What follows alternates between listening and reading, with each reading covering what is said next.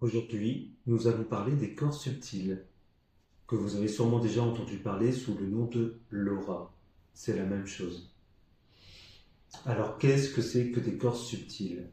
Vous pouvez visualiser ces corps subtils un petit peu comme des manteaux énergétiques qui viennent se poser sur votre corps physique.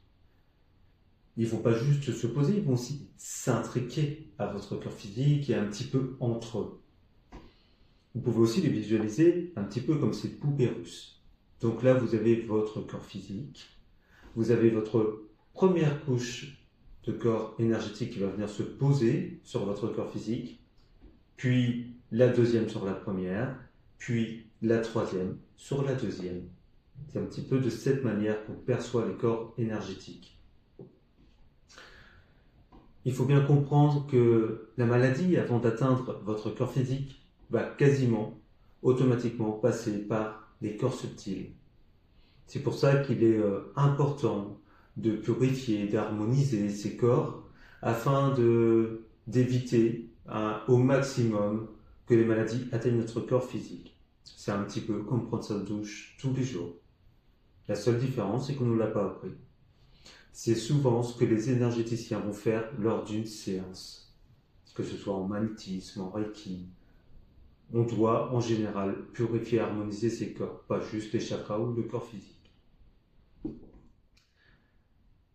Alors, quel est le premier corps subtil? Donc le premier corps subtil est le corps éthérique. Il est relié directement au chakra racine. Il va être, je dirais, le dernier rempart avant que la maladie atteigne le corps physique. Il est la fondation. Et c'est pour ça que lorsqu'on parle de fondation, on parle du chakra racine. Le second va être le corps émotionnel. Donc, comme vous l'entendez, il est en lien directement avec nos émotions. Donc, il est relié directement au chakra sacré. Il est en lien vraiment avec notre gestion des émotions. Le troisième va être le corps mental, en lien donc avec nos pensées. Il va être aussi relié au plexus solaire. Donc, lorsqu'on parle de pensée, tout dépend de l'équilibre de notre plexus solaire. Donc, s'il est désharmonisé, on peut avoir des pensées néfastes pour nous, négatives. Par contre, s'il est bien harmonisé, on va avoir des pensées plutôt créatrices qui vont nous permettre d'avancer dans la vie. Ensuite, nous avons le corps astral. Il est en lien directement avec notre mémoire, mais il est relié au chakra du cœur, qui est, je dirais, la maison de notre âme. Ensuite, nous avons le corps qui est le gabarit, qui lui est notre identité. Il est relié à notre corps, à notre gorge, pardon, et il va permettre d'exprimer notre identité, d'exprimer qui nous sommes réellement au plus profond. Ensuite, nous avons le corps céleste qui, lui, est relié à notre troisième œil et, comme vous l'avez compris, donc à notre intuition. Nous avons aussi le kétérique qui est notre connexion divine.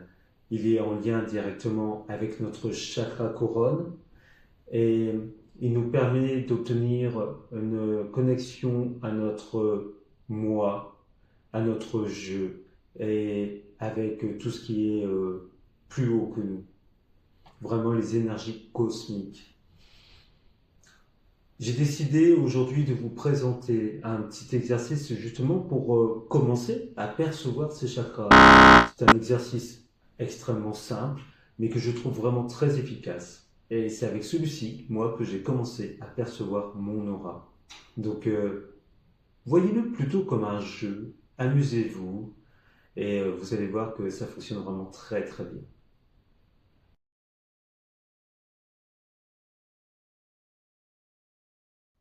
Comment percevoir son aura?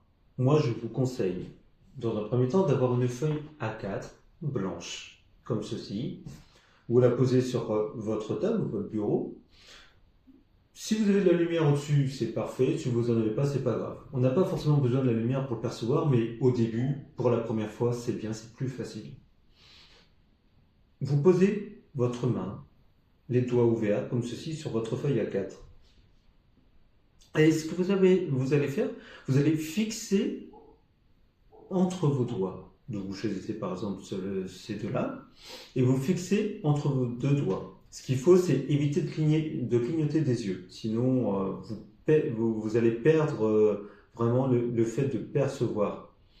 Donc, vous fixez entre les deux doigts, et là, au bout d'un moment, vous allez commencer à percevoir un petit peu comme de la lumière, une énergie qui s'irradie entre les doigts. Donc, ça peut avoir plusieurs formes. Là, moi, je l'aperçois vraiment très, très blanche, très lumineuse. On a l'impression que nos doigts se redessinent autour de nos doigts. Et plus je fixe, au bout d'un moment, je commence à percevoir pas juste de la lumière, mais aussi une couleur. Je commence à percevoir du vert. Et le vert se transforme un petit peu en bleu. C'est vraiment très très brillant, très très lumineux.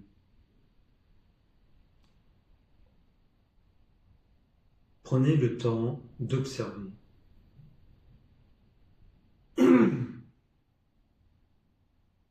Et vous verrez que la lumière n'est pas forcément linéaire, c'est vraiment, elle s'expanse au fur et à mesure de votre vision. Et rien qu'au bout des doigts, bah, je la trouve jusque-là, quoi, ça va assez loin. Et plus vous allez prendre le temps d'observer cette lumière, plus vous allez commencer à voir d'autres couches, petit à petit. Et avec de l'entraînement, vous pourrez commencer à le faire sur des personnes. C'est vraiment amusant, je trouve, de faire cet exercice. Et lorsque vous commencez à avoir quelques connaissances en lien avec les couleurs de l'aura, car chaque couche d'aura possède une couleur, vous allez commencer à décrypter la personne, à dire tiens, aujourd'hui elle est plus dans ses émotions, aujourd'hui, tiens, elle doit avoir un peu de colère, je sens qu'elle n'a pas pu exprimer quelque chose qu'elle aurait dû pour pouvoir se libérer. C'est vraiment un monde merveilleux. J'espère que cette vidéo vous a plu. N'hésitez pas à liker et je vous dis à très vite pour la prochaine.